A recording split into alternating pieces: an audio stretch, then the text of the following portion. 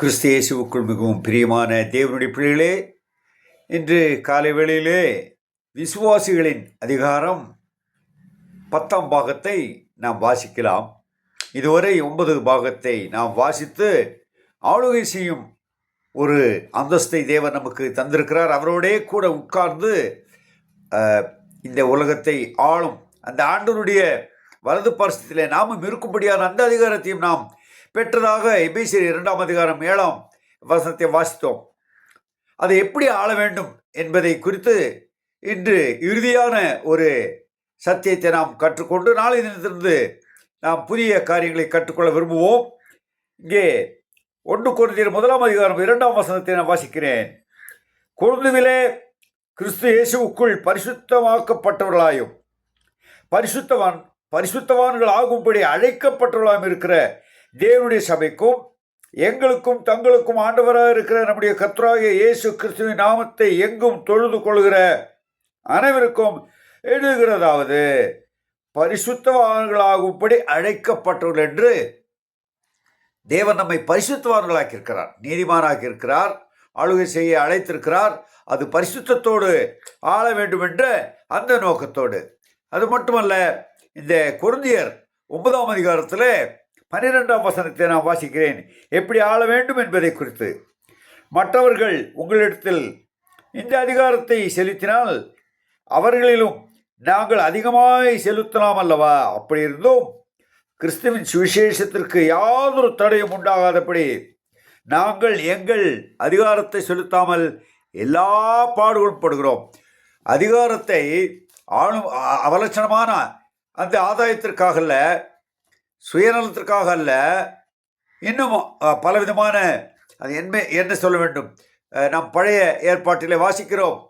சவுல் ஜனங்களால் தெரிந்து கொள்ளப்பட்டவன், தேவனால் அங்கீகரிக்கப்பட்டவன், முதல் ராஜா, இஸ்ரவேலின் சமஸ்த இஸ்ரவேலுக்கும் முதல் ராஜாவாக இருந்தவன்.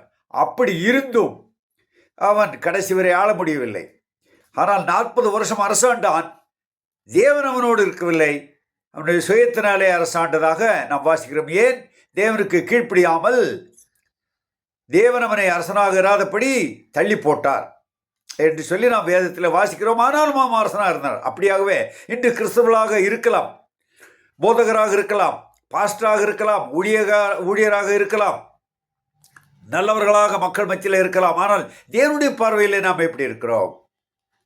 தேவனுடைய பிள்ளை இப்படி அரசாள மாட்டான். தேவனுக்கு சித்தம் எதுவோ அதையே அவர் நினைத்து தேவனுக்கு பிரியமாக அரசாள விரும்புவான். ஒரு வசனத்தை நாம் வாசிக்கலாம். 1 பேதுரு 2ஆம் அதிகாரம் 21ஆம் வசனத்தை நான் வாசிக்கிறேன். 1 பேதுரு 2ஆம் அதிகாரம் 21. இதற்காக நீங்கள் அழைக்கப்பட்டும் இருக்கிறீர்கள். எதற்காக? தேவனோடு சேர்ந்து ஆளுகை செய்யும்படியாக.